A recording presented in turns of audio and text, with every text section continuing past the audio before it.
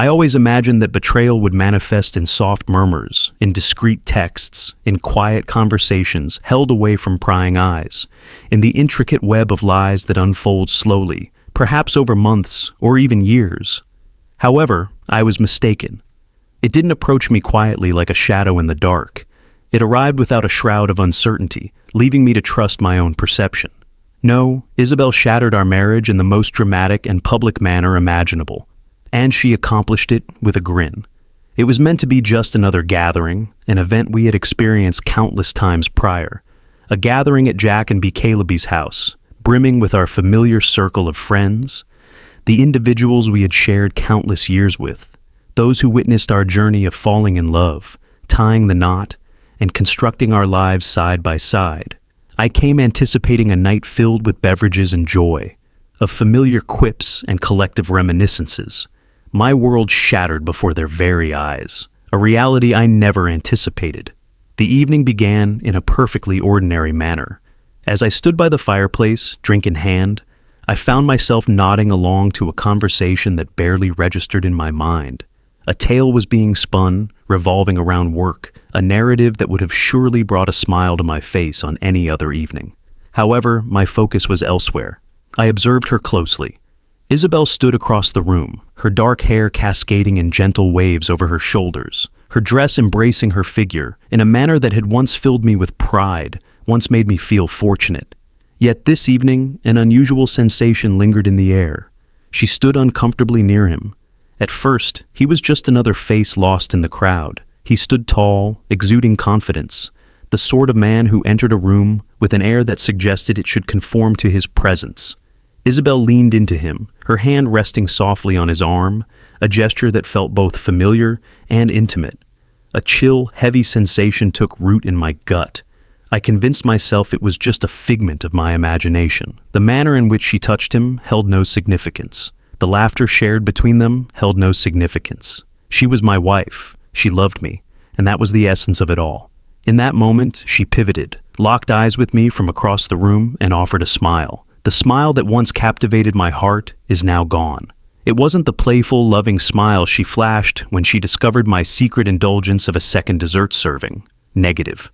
This was truly remarkable. This smile held a sense of understanding, a grin of contentment, a smile from a woman poised to bring my downfall, utterly unrepentant in her intent. And then she uttered her words. "Calm down, sweetheart," she said, her voice resonating throughout the space, halting chatter, capturing attention. "It's merely a single evening." The atmosphere became still. The laughter faded away.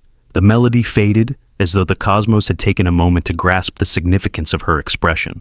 It was as if a heavy blow had landed squarely in my stomach. My breath escaped in a hurried gasp, my fingers gripping the glass tightly. One night, as if it held no significance, as if I held no significance, I scanned her face for an explanation, for any indication that this was a misunderstanding, a cruel jest. Yet she remained motionless, her hand firmly clasped in his, a smug, satisfied smirk playing on her lips. She was fully aware of her intentions, and thus he did as well.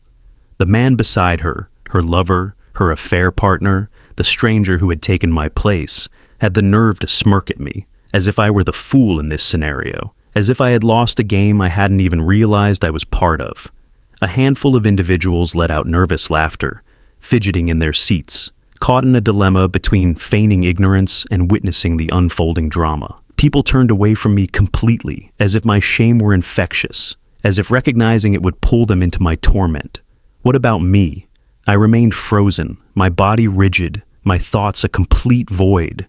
A multitude of thoughts surged through my mind. Take action, express yourself, seek clarity, craft a vivid moment, step away, struggle, shout, commence. Yet, I took no action. In that moment, amidst the throng of people, I came to understand something far more troubling than the betrayal of my wife. She felt no remorse. She felt no shame. She felt no remorse. She felt a deep sense of pride, and that was the moment that shattered me. In the initial moments following Isabel's words, I remained completely still. I was unable to. It felt like my body had lost its ability to operate, as though my mind had short-circuited from overwhelming disbelief. Take a deep breath, my dear. It's merely a single evening. Her voice lingered in my mind, teasing me, ridiculing me. Her tone was so relaxed, as if we were just chatting about any ordinary topic. Escape, not our union, not the life we've created side by side. The stillness that ensued after her statement enveloped the space, heavy and oppressive. They averted their gaze, fidgeting restlessly, feigning deep concentration on their beverages, or suddenly captivated by their screens. They shared looks, a wordless exchange that conveyed a clear message. This is not good. And then there were those who were completely genuine. The onlookers gazed intently, eager to witness my next move. This had become quite the spectacle. Their amusement had turned my shame into a spectacle. Isabel appeared indifferent. She appeared nearly entertained by the entire situation, as though she had anticipated this moment all along. The man beside her, her lover, remained with his hand firmly clasped around hers, his smirk unwavering. I took a deep breath, struggling to steady myself, striving to uncover my voice. I had countless thoughts swirling in my mind, an endless stream of inquiries, yet the sole question that escaped my lips was, "What on earth did you just say?" I hardly recognized the sound that came from my own lips. The atmosphere was hushed, tense, yet tinged with an unsettling, ominous presence.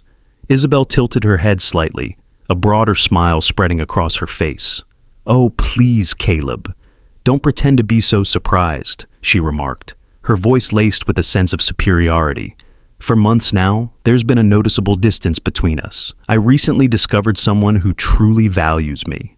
A handful of individuals inhaled sharply at the audacity of her statements. Soft voices floated through the air as people exchanged quiet whispers among one another. Remote? Was I really distant? A tension gripped my jaw, and my hands clenched into tight fists at my sides. The boldness of her words ignited a fire within me.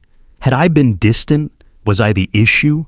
I stepped forward, and for a fleeting moment, I believed she might finally display some guilt, perhaps even a hint of remorse. Yet, Isabel remained still. She remained unyielding. She remained motionless, poised, challenging me to respond. A lump rose in my throat, a nauseating blend of fury, pain, and treachery. Is this really the end? Is this really how you choose to communicate with me? Before an audience, I inquired, my tone subdued yet incisive. She offered a slight, indifferent shrug. Well, it was bound to come to light eventually. I thought, why not just finish it up? Finish it already? As if I were merely a hurdle she needed to overcome? Did the years we spent together, the moments we shared, and the love we once promised each other mean nothing? I released a harsh chuckle, my head shaking in disbelief. What is it that you want me to do at this moment? Extend your hand for a handshake, wishing you both a peaceful night. She laughed softly as though this were a playful jest. Oh, Caleb, please, let's not overdo it. Is it intense? I gazed at her intently, truly taking in the sight, and for the first time, the woman before me felt like a stranger. This is not the woman I once vowed to love. This was not the person I had dedicated years to creating a life alongside. This was an unfamiliar person. This unfamiliar figure had just shattered my existence before a crowd.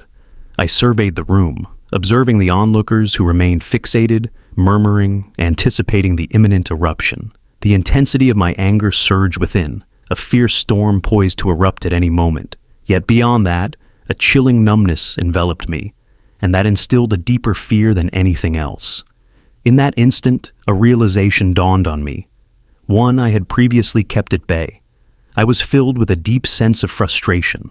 I was deeply wounded. I had reached my limit. I lost track of time as I stood there, gazing at her, at them, my wife, Isabel, clinging to another man's hand as if it were the most ordinary thing imaginable. The sly grin he wore, the sparkle of mischief in her gaze. It felt overwhelming. The space enveloping me transformed into a haze of hushed dialogues and fleeting looks. The gaze of the crowd bore heavily upon me, anticipating my next move, yearning for action, for anything at all. I had always envisioned that, if an event like this were to occur, despite my skepticism, my response would be different. Perhaps I would raise my voice. Perhaps I would leave in a huff. Perhaps I would insist on clarity. However, I took none of those actions. Instead, I found myself laughing. Not a boisterous, over-the-top laugh, but a subdued, empty one. A laugh that emerges when all that remains is sheer disbelief. "Do you find this amusing?" I inquired, my tone steady, perhaps unnaturally so, while Isabel arched an eyebrow, seemingly perplexed by my lack of outrage. "Oh, really, Caleb? This isn't exactly a monumental act of treachery. It's merely a bit of enjoyment, just a bit of enjoyment." I let out a slow breath, my hand gliding over my face as I sought to find my center. If I allowed the emotion simmering within to take charge, I couldn't predict my actions. I shifted my focus to the man next to her. He appeared to be in his early 30s, exuding a youthful energy paired with an arrogance that sent shivers down my spine.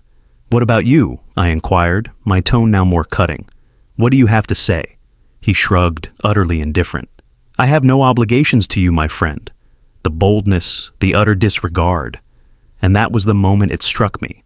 I had already lost not only my wife and my dignity in that moment, but something far more profound. The conviction that we shared something genuine, something indestructible. Isabel remained unrepentant. She felt no shame. This was all part of her plan.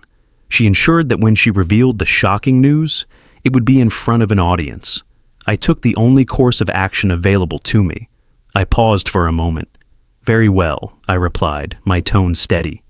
"You have emerged victorious." Isabel's eyelids fluttered. "What is happening?" "You win," I said again, a peculiar clarity enveloping me. "Did you really want me to take a look at this? Did you want me to be aware?" "Congratulations, Isabel. I understand now." For the first time that night, her smirk wavered, just a bit. It was clear she had anticipated greater things from me. A confrontation, a sudden eruption, anything to affirm her actions. However, I refused to grant her that sense of triumph.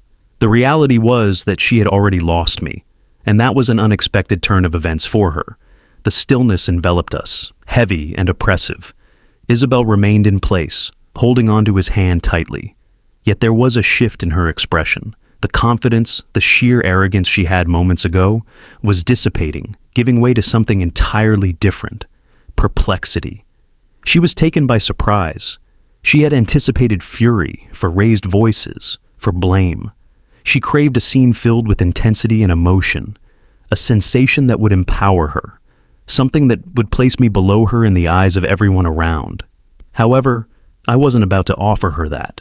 I averted my gaze from her, surveying the space, absorbing the expressions of familiar faces I had encountered over the years. Companions, co-workers, familiar faces. A few appeared uneasy, others seemed sheepish, and some even wore expressions of amusement. It was as though this was the most captivating spectacle they had encountered in ages. And that's when it dawned on me. These no longer felt like my kind. This was no longer the life I knew.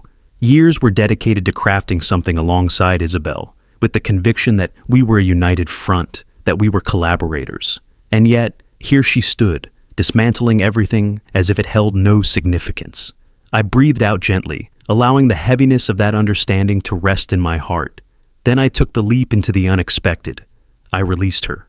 "Have a great night," I remarked as I turned my back on her entirely. A soft buzz filled the air as individuals exchanged hushed words, attempting to decipher my response.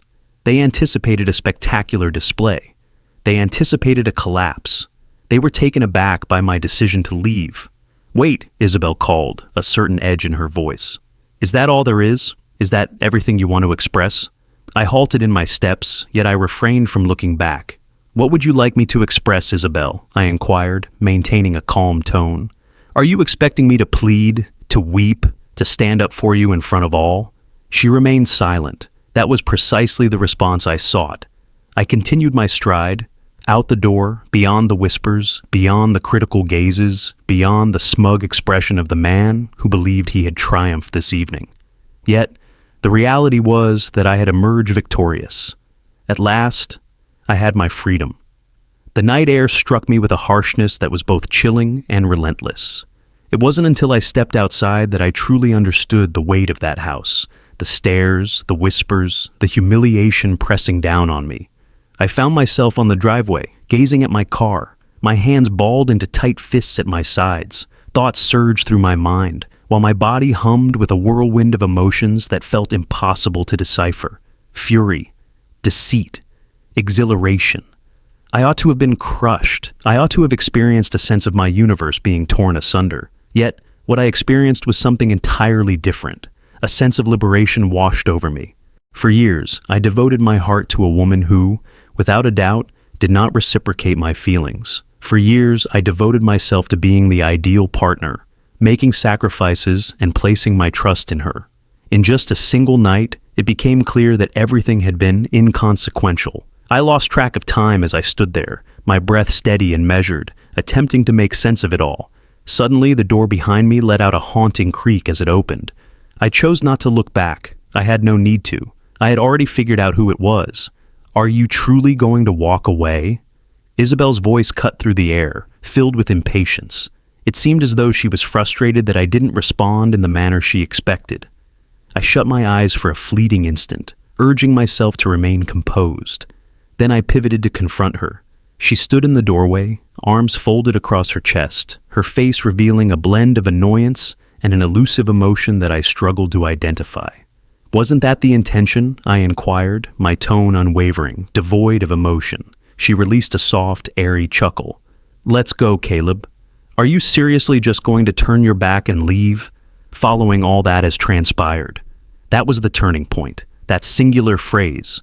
I exhaled sharply, my head shaking in disbelief. "Following all that has transpired?" I reiterated, my tone chillingly subdued. "Isabel, you just embarrassed me in front of all our acquaintances. You stood there alongside another man and declared to me, to the whole room, that you would be spending the night with him. What do you really expect from me?" She hesitated before responding. For the first time tonight, she appeared unsure, as though she hadn't truly considered this moment in advance. She paused. "I never imagined you would simply turn and leave." A harsh laugh escaped my lips. "Naturally, that wasn't the case. You wished for my downfall. You asked me to stand up for you, to plead. A scene was desired, a performance. Apologies if this isn't what you were hoping for." Her jaw clenched. "I never intended to cause you pain, Caleb." My stomach churned at the sheer boldness of her words. "You continue to insist that," I murmured, shaking my head, as if that somehow improves the situation.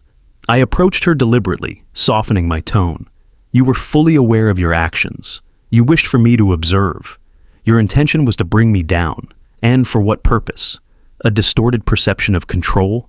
Her expression wavered, if only for an instant. Yet, it sufficed.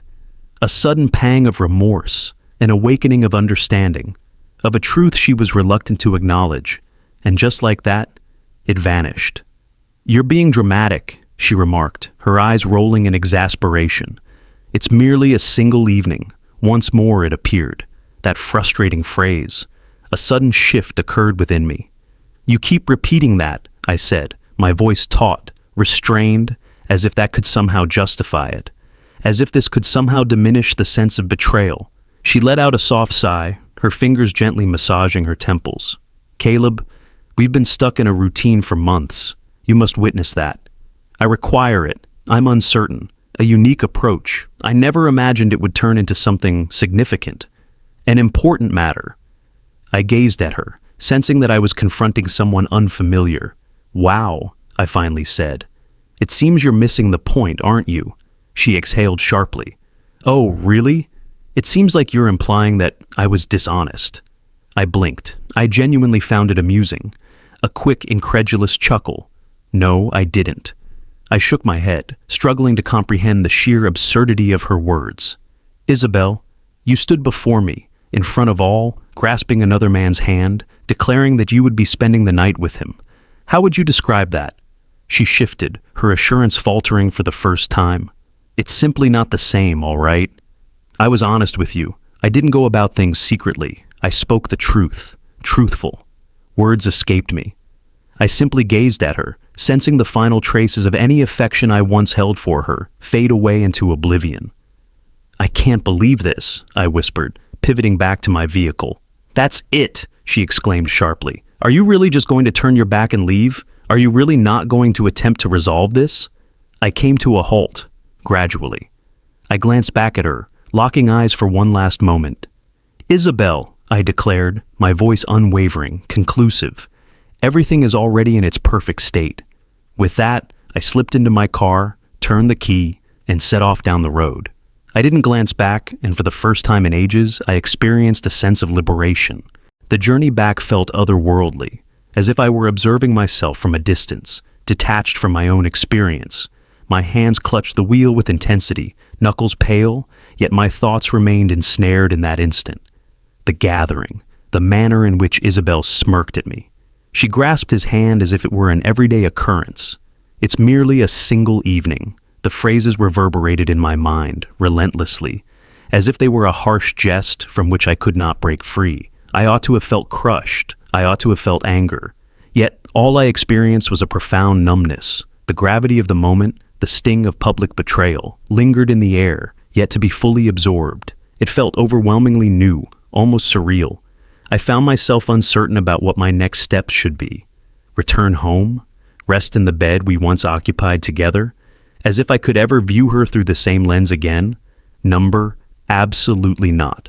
As I pulled into my driveway, the house seemed transformed. The space that had once offered warmth and comfort now stood as mere walls and a roof, stripped of its former essence, a framework that had concealed a deception for an indeterminate period. I lingered in the car, my gaze fixed on the front door, the very path Isabel traversed daily, seemingly oblivious to her intentions of bringing about my ruin. I ought to have recognized the clues, her growing distance, the increased outings with friends, the abrupt shift in her style. I had been unaware, and now I found myself awake, the unraveling. I ultimately compelled myself to enter. The stillness of the home envelopes me, thick and heavy like a shroud of mist. The wedding photo remained displayed in the hallway. I tore it from the wall. The glass shattered upon hitting the floor, a sharp line slicing through our joyful expressions. Appropriate. I glided through the house, drifting from room to room, observing every detail with fresh eyes. This place no longer felt like home to me. It was merely a setting where I had been made to look foolish. I snatched a duffel bag and began tossing in garments. I hardly gave any thought to what I was putting in my bag. I felt an undeniable urge to leave this place. While I was fastening the bag, my phone vibrated. Isabel. I gazed at the screen, observing her name illuminate the shadows around it. 12 missed calls, a number of messages waiting to be read. At last, I have unveiled them. Isabel. Where have you ventured off to? Isabel. Is this for real? Isabel. Caleb. Avoid acting immaturely. Isabel. It wasn't such a significant matter. Return home. Isabel. Let's discuss this further. Isabel. Why are you not responding? I released a harsh chuckle. It's not really a significant issue. I tossed the phone onto the bed, my hands pressing against my face in frustration. Subsequently, yet another buzz. I chose to overlook it, then one more, and yet another.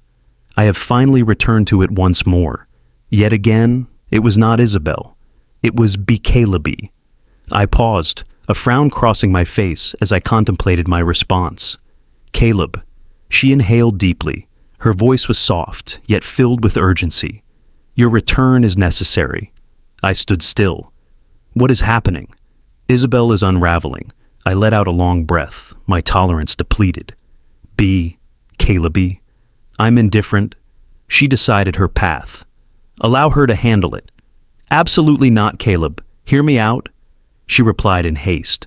She believes you reacted too strongly. It seems like you're acting out of jealousy and trying to exert control. A dry chuckle slipped from my lips.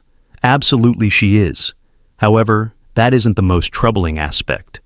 Caleb pressed on. She's spreading the word that you were aware of it ahead of time, that you were fine with it. My stomach sank. What is happening? She claims that you and she discussed the possibility of opening up the marriage and that this was your suggestion. You completely lost your composure at the final moment and caused a commotion.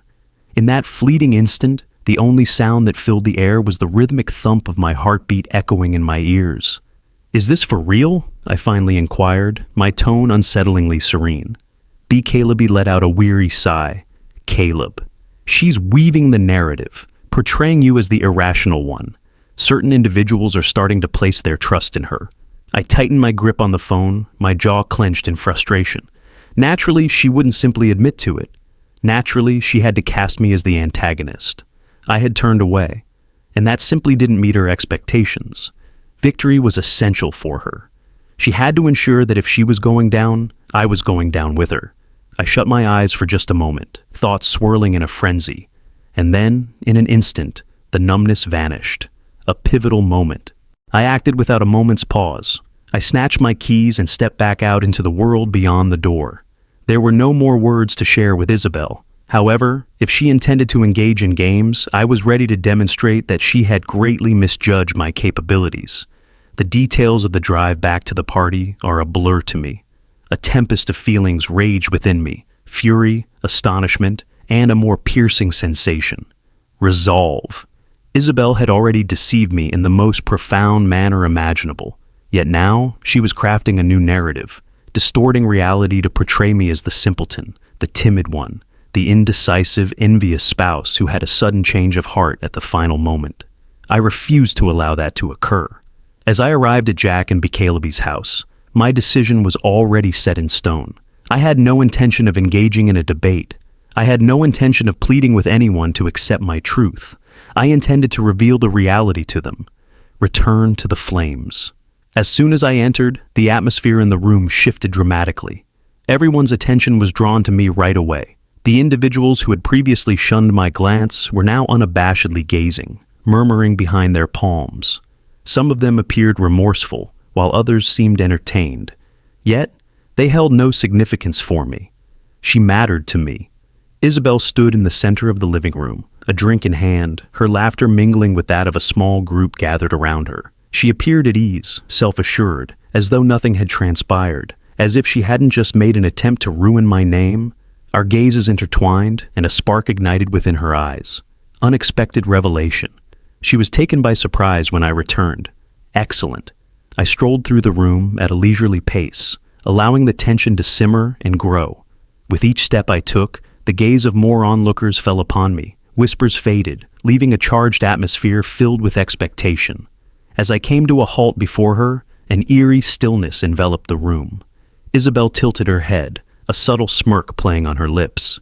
"Caleb," she uttered with a silky tone, "I had my doubts about your return." I allowed the words to linger for a brief pause, then released a slow breath. I didn't either. She let out a soft laugh, savoring her drink. "So, have you found your peace at last?" A handful of individuals nearby laughed softly, evidently in her favor, savoring the tales she had shared with them. I chose to overlook them. I merely gazed at her. "Let's be straightforward, Isabel," I stated calmly. "Do you wish to reveal the truth to everyone, or is that my responsibility?" She blinked, her smirk wavering for a fleeting moment before she regained her composure. "What do you mean?" I exhaled slowly, a hint of amusement escaping with the breath. "You're saying that I was aware of this in advance. I was fine with you going off with someone else? Was this my concept?" Isabel's expression grew tense, yet she managed to let out another light-hearted chuckle. "Isn't that precisely what occurred? For months now we've been facing challenges, Caleb. You understood my need. Halt." The power in my voice sliced through the atmosphere. She stood still. Tonight, I experienced control for the very first time. I delved into my pocket and retrieved my phone. The display was already set to my latest audio recordings. Her complexion faded to a pallid hue. The atmosphere was thick with anticipation. I pressed play, and just like that, her fabrications crumbled. As everything changed, her voice resonated throughout the space, pure and unmistakable. "Take a deep breath, my dear. It's merely a single evening." Inhalations of surprise, soft murmurs, individuals tensed, exchanging looks, coming to terms with the weight of what had just been uttered. The tape rolled on, preserving each utterance she had made during the gathering. Eventually, you were bound to discover it. I thought, why not just finish it up? "Oh, really? It seems like you're implying that I was dishonest." "It's really nothing to worry about, Caleb. I simply sought a change." The playful grin that once adorned her lover's face had vanished. Those who had shared laughter with her, they were retreating. And what about Isabel? Isabel appeared as though she had just endured a brutal collision. I allowed the recording to play completely. I wished for all to listen. I aimed for everyone to grasp the concept. And when it concluded, I allowed the silence to linger, dense and weighty. Then I began to express my thoughts. "What were you saying, Isabel?" She felt a surge of panic. I glimpsed it within her gaze. Her gaze darted around, filled with a yearning for freedom, to have someone support her. Yet nobody did. The truth lay in plain sight. And she had just been revealed. The ultimate strike. I moved in a bit, softening my tone so it was just for her ears. "You attempted to bring me down tonight," I whispered. "You believed you could alter the narrative and portray me as the villain." Her lips parted ever so slightly, yet silence enveloped the moment. "Did you intend to destroy me?" I spoke softly. "Well done, Isabel. You have brought this upon yourself." With that, I made my way to the exit. She seized my wrist. "Caleb." She inhaled deeply. Her voice trembled. "Hold on.